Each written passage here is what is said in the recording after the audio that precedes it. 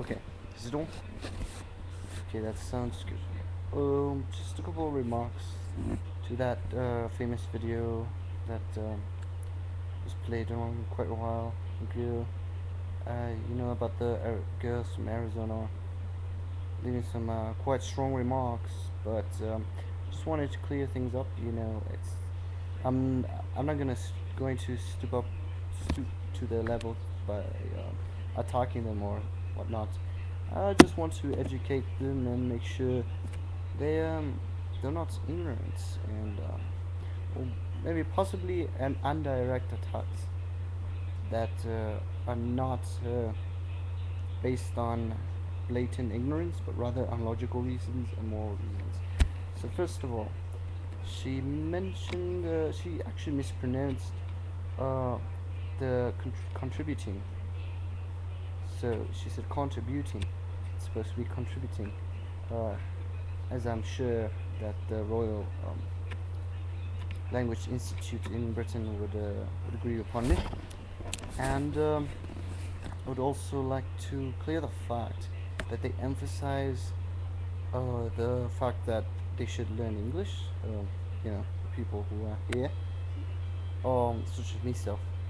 So yeah, it's very difficult for people, especially as they grow older, to acquire more languages. So that's why they should start. The best thing is to start when you're young, but some people don't have that opportunity. So clearing that up as well. Um, I mean, if they want them to learn English, why shouldn't the Arizona girls start learning another language? You know, it'd be quite useful. Maybe they could immerse themselves in different cultures and start being some blatantly ignorant, right? Um, yeah, and just a quick joke. Hopefully, it doesn't offend anybody. But they had a quite a funny accent, to be exact, and it didn't seem that like they spoke perfect English. So I'm just saying, I'm not trying to say that my English is perfect, but at least I don't go around telling everybody what is and what isn't. Okay, getting to that point, I had a couple of other points to make. One of them being that they should. My suggestion for myself is that these girls should probably research why the country's history before starting to label themselves American. You know, if you don't know your history, I mean, you can't claim something just because you're born here doesn't really um scratch that. What I meant to say is that these girls pride themselves in being so American, but there's not really a clear definition of it. Understanding it varies from region to region, ideology to ideology. That's what makes this country so great. That great influx of different cultures and different ideas.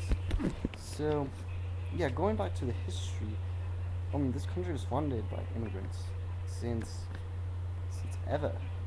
I mean, you can date it back to the 17th century, even before. You've had European immigrants, you've had immigrants from all over the world, and also to make another point is that throughout history, there's always been a scapegoat when the times are bad. So, uh, you know, a couple of years ago, it was the people from the Middle East, and now it's us Mexican immigrants, and it's been like that since ever. So don't let's not focus on what these girls said, but on the issue itself, the whole picture. So I guess they brought up a good point that we should focus more on dealing with a socio-economic issue that we face right now that deals with racism. Yeah, because racism has existed for centuries. It's like Mark Twain said, history does not repeat itself, but it does rhyme. Um, yeah, and I'd like to make another point that it's not all fault that there is a great legal immigration. It's more of a trilateral fault.